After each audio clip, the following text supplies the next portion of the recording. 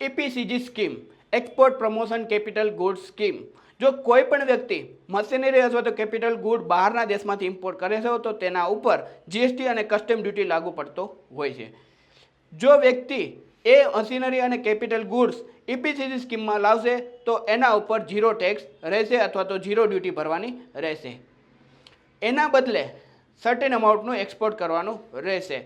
કેટલું એક્સપોર્ટ કરવાનું રહેશે?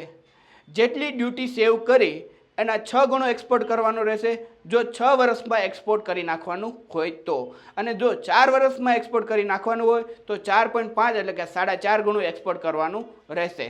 હવે આના માટે આપણી પાસે ઈપીસીજી લાયસન્સ હોવું જરૂરી છે. ઈપીસીજી લાયસન્સ માટે આપણે બેંક ગેરંટી રાખવી પડે, અને બેંક ગેરંટી માટે આપણે એટલી જ અમાઉન્ટની ફિક્સ ડિપોઝિટ રાખવી પડે.